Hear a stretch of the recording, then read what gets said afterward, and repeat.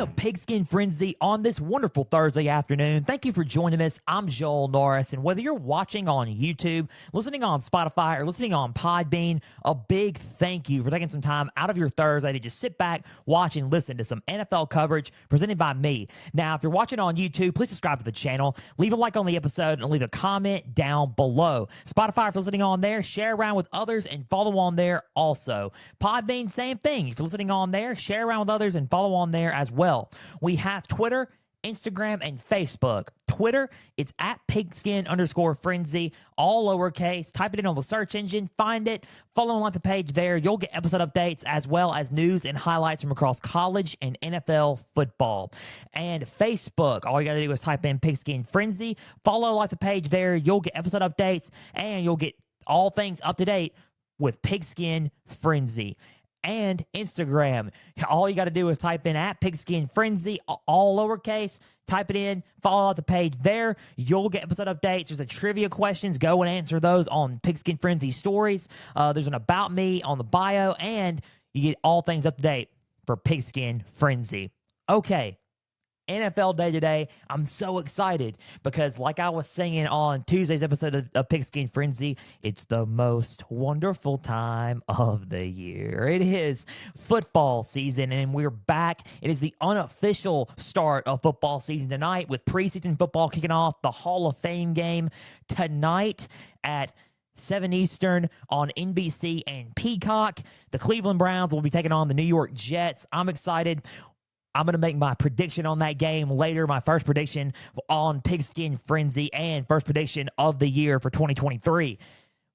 I'll make predictions on that. We're also going to be discussing some, slightly, not all, but some extensions and, and some updates on contracts going on to train during training camp, and we're going to update you on what's going on with free agent running back Dalvin Cook and an update on defensive end from the Vikings, Danielle Hunter. We're going to be talking about those two in particular for extensions, and we're also going to be talking about some stuff and some situations. You probably already heard this through social from my take on social media. A little bit of a situation brewing up in Indianapolis, Indiana for the Indianapolis Colts. You probably already heard it, but I'm not going to mention it until we talk about it. We're going to break it down here just a little bit. So stay tuned. Don't tune out. Keep plugging in. Subscribe to the channel on YouTube. Follow, share around with others on Spotify and Podbean. And follow on all the social medias, Twitter, Instagram, and Facebook for all things up to date with Pigskin Frenzy. Let's kick it off, shall we? And before we get into what I was going to talk about, we're going to shift gears a little bit and talk about a report coming out yesterday from CBS Sports, and it's talking about a kickoff rule once again. So I discussed in a previous episode of Pigskin Frenzy go back and listen to it if you don't remember. The NFL is considering a fair catch rule for kickoffs that's similar to college football. And now they're going to implement that this season as a test run. But currently, and this is according to CBS Sports and NFL insider Cody Benjamin for CBS Sports, he wrote this article, and he does a wonderful job. Go and read his stuff. But he wrote that the NFL is considering an kickoff that is used in the XFL as a future model for the league. So, if you don't know what the XFL is, it was started by, at first, wrestling promoter and legend, Vince McMahon, and he started it way back in the day, in the 2001. It, kind of died out after one season, didn't work out. Then he tried to bring it back in 2020. Again, it did not work out. It spiraled out of control there. XFL then made a return when former wrestling legend and the biggest box office attraction in Hollywood today, Dwayne "The Rock" Johnson, The Rock, bought the XFL, right? So he bought the XFL. He transformed it into what it is today, had a successful first season, and they're going to come back with another season. So him and his ownership group bought it. And now we are discussing, what, you can implement from the XFL due to what The Rock has done with his brand of football. So congratulations on the success of that. We don't really talk about the XFL. We only talk about NFL and college on this show, but congratulations to what he does with the XFL. But the NFL is considering what they do with kickoffs and bringing it into their own league as a future model. So to quote NBC's Mike Florio, he says the overriding goal is to reduce the potential for concussions by shrinking the distance between opposing players. He also said, and I quote, the XFL rule leaves only 5 yards of space for players to recover before contact, keeping them from getting to top speed. My thoughts on this is it's pretty good. It's a pretty good rule. So let me just pump the brakes a little bit. Before I get back to my thoughts on this, here's some more info on it. The kickoffs occur at their own 30-yard line with players other than the kicker lined up at the receiving team's 35-yard line. Only the kicker and the returner can move before the ball is touched by the returner. So no players move except for the kicker and the returner. Then when the balls touch, then the players start to move. It keeps distance between them. It's safe. Reduces concussions, and it's actually a pretty safe, I would say a pretty safe space and a pretty safe model for, the NFL to go by. There's been a lot of concussions this past season in 2022. Don't remind me about all of, the concussions, including Miami Dolphins quarterback Tua Tagovailoa. We won't get into all that situation, but there's been a lot of concussions. It's been a problem, so I could see why they're trying to, find ways to implement kickoffs to make them a lot safer. So, nothing much to say on it, but they're considering it, and it's actually, I'm for it. I would like to see it. I would like to see how interesting it is. I'm kind of iffy on the college rule, but we'll see how it does this season. It's a test run, so we're going to see how it goes for the 2023 season. So NFL considering XFL kickoffs as a future model for the league. CBS NFL insider and sports writer Cody Benjamin wrote that. Go and read the article. Great article. And, go and read up more on it. I thought it was a, interesting read, and it's an interesting rule that, and future model that they're considering in place for the NFL. So that's pretty interesting there. So let's move on. And let's move on to contracts and extensions, and updates on that heading, during training camp and heading into the 2023 season, which is officially in 1 month, September 7th. So let's talk about that. And let's start off, with the Vikings and an update on what's going on up there. So the Minnesota Vikings and defensive end Danielle Hunter have agreed to a new 1-year, $20 million deal with $17 million fully guaranteed, and that's according to NFL insider Ian Rappert. Okay, so you're probably thinking they agreed to a deal. I thought they weren't, they were going to try to find some trade options for him, and they were going to try to, cut him and save some costs, right? I thought that too. I honestly thought they were going to trade him. I did. But then they agreed to a new deal, a 1-year deal. And this deal actually helps Danielle Hunter because it's not going to give him a franchise tag. So they can't give him a franchise tag in 2024. He may test free agency after this. So it's interesting. A very interesting contract, a very interesting deal for Danielle Hunter. He kind of gets what he wants, but he also gets to test free agency next year. He won't get tagged, I don't think. So very interesting turn of events for the Vikings. They keep Danielle Hunter at a reasonable price, and it works out for Danielle Hunter. And he avoids the tag. So very, very interesting turn of events. Like I said, I honestly thought he was going to get traded. I thought they were going to find an actual trade partner for him because, in my opinion, Danielle Hunter is a very underrated defensive end. He may not be those, a Nick Bosa or a Joey Bosa or a Kayvon Thibodeau, or, he may not be on the level of a TJ Watt. He may not be on the level of an edge rusher like that. However, Danielle Hunter is a very, very underrated defensive end. And I think that he deserves a good contract, and I think he deserves to play and deserves to start and deserves a home, wherever that is, including where that's, even if it's the Minnesota Vikings. He deserves it. So congratulations to Danielle Hunter on getting a good deal there. And I'd say that he won the deal, even though it may not be, okay, it's $20 million, but at the same time, he avoids the tag. And I think for him, that is a win. in itself. So congratulations to Danielle Hunter on that one. He gets an extension and gets a 1-year deal and a new contract and head to the 2023 season. He will play for the Vikings and he will suit up for Skull Vikings as they do up in Minnesota. So congratulations to him and getting a good deal there. So moving on, another update. Let's talk about free agent running back Dalvin Cook. And this was kind of interesting. So he met up with the New York Jets. Him and his camp flew out to New York during training camp, met up with the New York Jets this past week. And here's the latest update that I've gotten from, according to NFL insider Ian Rappert and others, that the New York Jets the New York Jets they're interested in signing Dalvin Cook. However, running back Dalvin Cook and his camp aren't really in a rush to sign with the New York Jets or to sign anywhere. It seems like they're trying to just weigh all options. Now you're probably thinking, okay, he's not in a rush to sign with the New York Jets. They got Aaron Rodgers, you got Garrett Wilson up there, you got an excellent defense building up with Quinnen Williams and Sauce Gardner. I understand. However, it's also a good thing to weigh out your options and to see where you can go during the season. You're probably thinking Dalvin Cook is hating on the Jets. He's not hating on the Jets. He's weighing his options. You got to think about this. The NFL in football, it is football and you're playing a sport. However, it's contracts. There's money involved. It's a job. It's a business. You love the game of football because you want to win championships. You want to win Super Bowls. But you get paid to play because it's a job. You're trying to feed and put food on your family's tables. I get that. It's a job, right?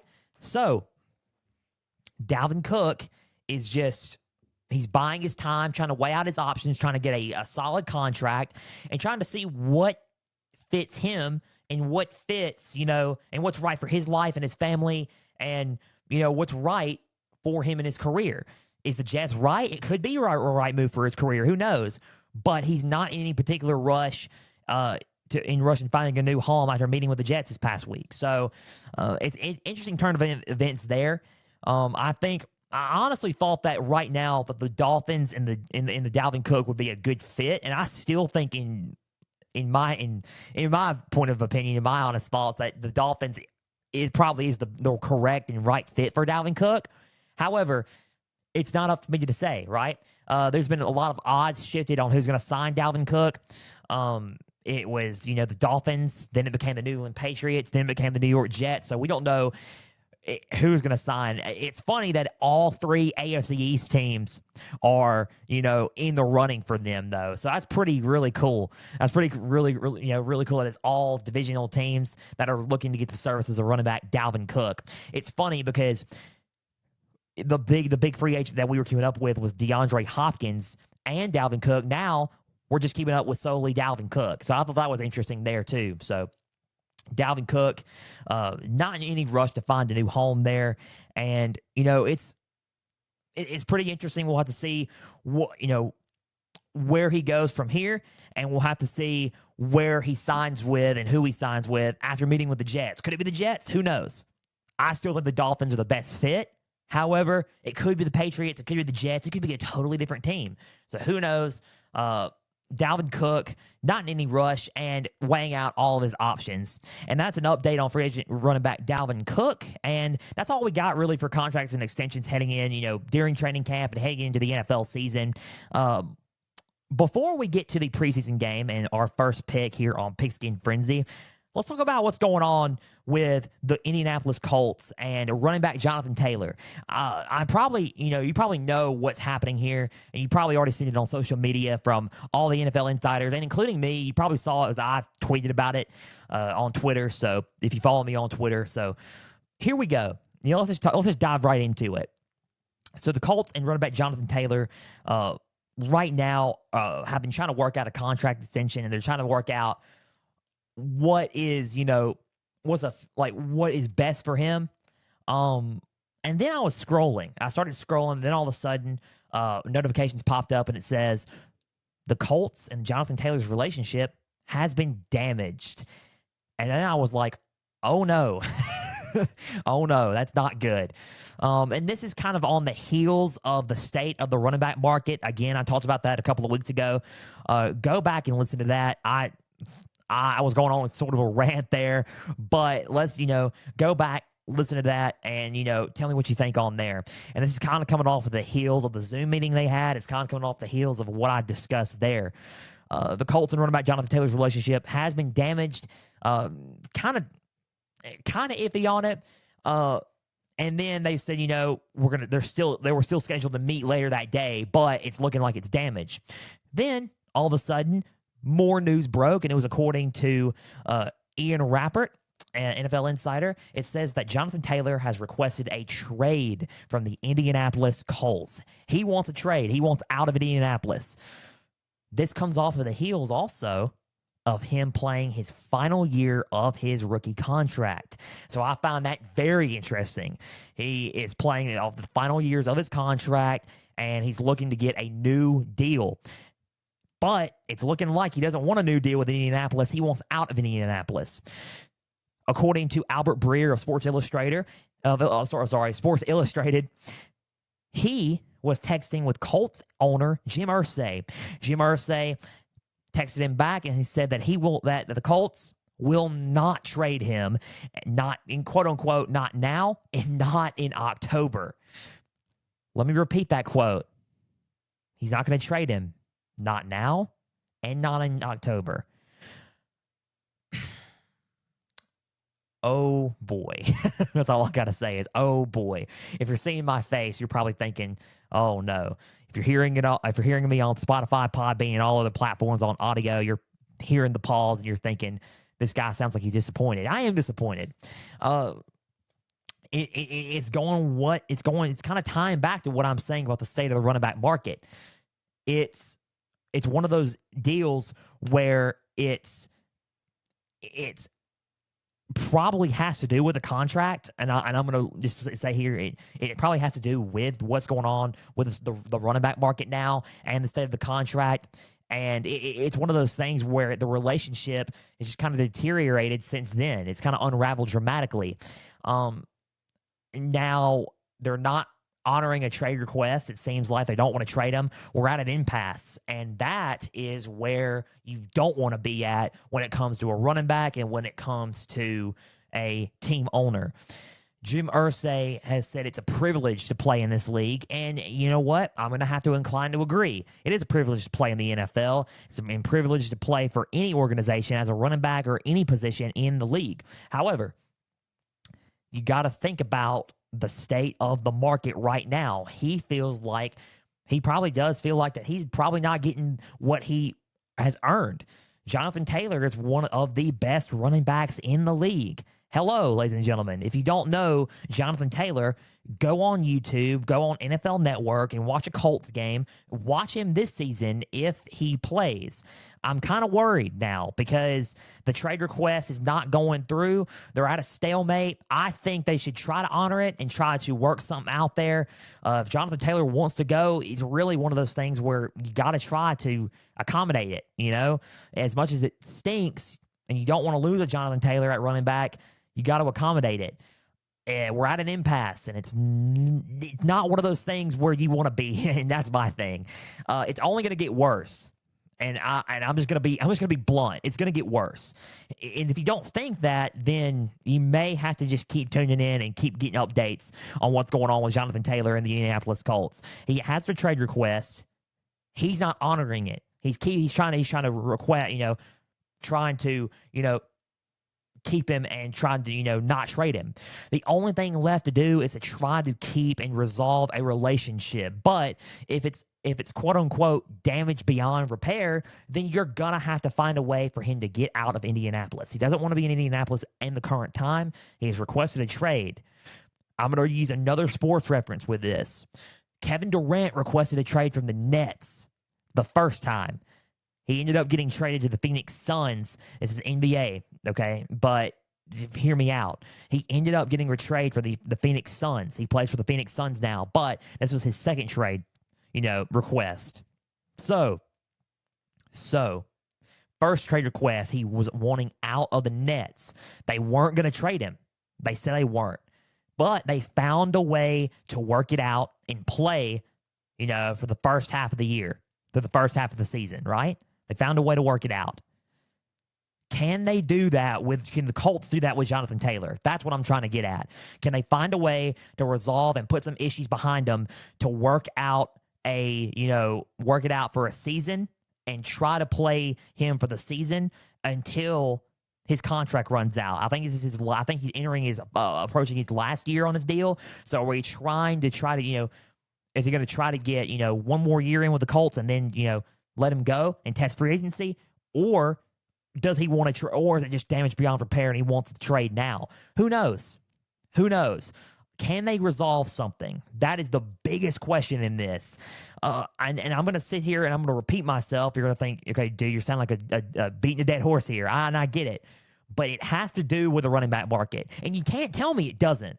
That's just point blank. You can't tell me that it doesn't have anything to do with the running back market, because it does. I know it does. This stuff all comes into, it's kind of coincidental, don't you think? It all comes into light when Jonathan Taylor's holding out and the situation with Saquon Barkley, even though Barkley is back with the Giants now. But it's all, it's all coincidental, right? It's all coincidental that they had a Zoom meeting, and then after this, the relationship beyond repair, all that stuff happened, right? He's got to have something to do with the running back market. It has to. And he's requested a trade, and they're going to have to find a way to resolve it. So that's the latest headline. I'll have more updates for you on Jonathan Taylor and the Colts when I can. I'll post it on social media, and I'll talk about it on Pigskin Frenzy on Thursdays.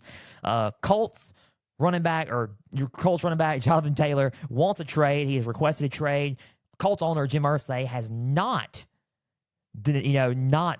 said we're not going to give a trade, not now and not in October. So we're at a stalemate. See if any updates arise from out of the situation. But Jonathan Taylor requests, and he wants out of Indianapolis. So let's move on from that. I'll have more updates on that situation as I find out more updates on the situation. And let's talk about the game tonight. Finally, Joel, you're talking about a football game, right? First football game of the year, unofficial start of the kickoff of the season, tonight, 7 Eastern on NBC in Canton, Ohio. It's on Peacock and NBC if y'all want to tune in, 7 Eastern, 4 Pacific. The Hall of Fame game, Thursday, August 3rd. It has arrived. It's tonight on NBC and Peacock again. The Colts. I'm sorry, I'm talking about the Colts again, still ranting on Jonathan Taylor, but sorry. The New York Jets and the Cleveland Browns play tonight, going up against each other. So let's just break this game down. Let's preview it, and I will give you my prediction. So let's talk about it for a second. Kind of interesting because this is my first game that I'm talking about since I started, Pigskin Frenzy during the offseason. But we're approaching the season. This is fun. So Cleveland Browns, New York Jets. Who are they starting at quarterback? That's the first question, right? They're not going to start their starters. So Deshaun's out. Aaron Rodgers is out. You don't expect to see them at all during the preseason, during the first 4 weeks. Don't expect them to see them during the month of August. Expect to see them at training camp and at practices, but don't expect them to play a game. I wouldn't, because they're saving them for September 10th. Smart decision. Okay, so who are they going to start? The Browns are going to start quarterback and former rookie and third-round draft pick from the Minnesota Vikings, Kellen Mond from Texas A&M. Very interesting choice there. They're going to start him over Dorian Robinson Thompson. Dorian Robinson Thompson. If you don't know that name, quarterback from UCLA who got drafted this past season. So rookie quarterback Dorian Robinson Thompson, DRT. They're not going to start him. Instead, they're going to start Kellen Mond. The Jets, who are they going to start at quarterback? Why? They're going to start their backup and former second overall pick, Zach Wilson. That is interesting. They're going to start Zach Wilson from BYU, who was their former starting quarterback heading into a couple of years ago, is now the backup, second string quarterback behind star quarterback and future Hall of Famer, 4-time MVP Aaron Rodgers. So that's interesting. So Zach Wilson will start. And here's what I've been hearing about Zach Wilson, though, which is good. They said that he's been impressing Robert Saleh and management. He's advanced, he's improving, and he's taking great stride in a backup role in learning, which is pretty good. He says that he is, improving on a lot of things. His decision making's improving, and he's doing quite well. He surprised a lot of people on how well he's improved, and it's almost like a drastic change. Almost, he's taking it. Zach Wilson taking his backup and with a grain of salt, as being a backup role with a grain of salt, and he's taking it as, okay, it's time to improve, a time to learn, and a time to ready myself for when I do start again for an NFL team or for the New York Jets one day. So Zach Wilson will start. He will play tonight, and Kellen Mond will play tonight, and we will see how both of them will do. So let's break down the matchups. Here is my honest thoughts. Depth. That is my biggest thing. The depth is kind of a mismatch, I would say. The Jets have a little bit more depth on both sides of the ball than the Cleveland Browns, but the Cleveland Browns are showing great stride in that and taking in some depth, right? Their receiving core is solid, but the Jets also have a solid receiving core. So, to me, if you want to preview it, depth is the big thing between both teams and on both sides of the ball. I think the Jets have more depth going into this matchup. If you look at the quarterback play, the running back play, I think the depth at running back for Cleveland, you have a Nick Chubb who will probably sit, but you also have a lot of guys on their bench who can hand the ball off. With the Jets, you have Breece Hall, but who do you else have after that? It's kind of, a mismatch. So running back play, you give that advantage to the Cleveland Browns. Quarterback play, you give it to the Jets, honestly. With quarterback play, Zach Wilson is a little bit more experienced than Kellen Mond in a game-time situations. He's started. He knows what it's like to be out there in an atmosphere. Zach Wilson has started, right? So here we go, right? So Jets quarterback play, that's the matchup.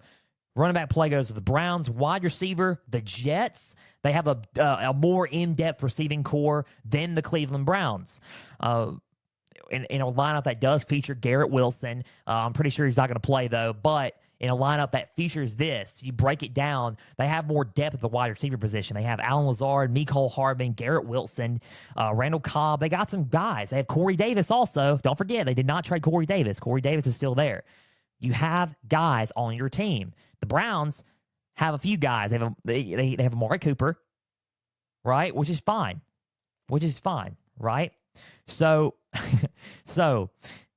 but after that, the depth is kind of like, as you go in. So, the defense, if you look at the defense, you have the Jets and the Browns on defense. I have to give the advantage to the Jets again. So, the Jets, they have a tremendous depth on the cornerback position. They have tremendous depth on the middle. Defensive line could use a little bit of work on the depth, but their competitive depth is improving. The Browns, they also have depth on the defense, but not as much as the Jets do, especially at the middle and the middle linebacker spot there. So defense and quarterback play, wide receivers all goes to the Jets. Running back play, however, goes to the Browns. That's how I broke it down between the two teams. To me, and now I'm going to get to my prediction here, but to me, how I view it, I think the Cleveland Browns are going to come off hot. They're going to come off strong and prove that, hey, we're on our way back and we're going to improve, during the preseason. And this season's going to be a special one for us, even though you're in a tough AFC North division led by the Cincinnati Bengals and Joe Burrow and the Baltimore Ravens and Lamar Jackson. But you also got Kenny Pickett and the Pittsburgh Steelers, so don't count them out either. Deshaun Watson trying to make his way back for a full season with the Cleveland Browns, but they're going to start with Kellen Mond tonight by, showing, hey, during the preseason, we're going to make improvements and we're going to be ready for the September 10th opener. So the Jets are going to look into do the same thing, right? They're looking to do, okay, don't mess with us. The New York Jets are on the rise and we're on our way back, especially since we have Super Bowl quarterback Aaron Rodgers and he's mentoring a Zach Wilson for the future. So Cleveland Browns, New York Jets. Who do I have? I think the Cleveland Browns are going to start off hot. However, as the game goes on, I like the New York Jets defeating the Cleveland Browns. to go 1-0 so far during the preseason. I think the Jets score a couple of touchdowns late in the game. It's going to be knotted up by the fourth quarter. I think they score a couple of touchdowns late in the game, and they beat the Browns by 14 points, 2 touchdowns. Jets over the Browns. I'll give you a score of 35-21. The Jets over the Cleveland Browns tonight in the Hall of Fame game. That was my prediction. That was my breakdown, and we're out of time. So a big thank you for taking some time out of your Thursday to just sit back, watch, and listen to some NFL coverage presented by me. Now, if you're watching on YouTube, please subscribe to the channel. Leave a like on the episode and leave a comment down below. Spotify, if you're listening on there, share around with others and follow on there as well.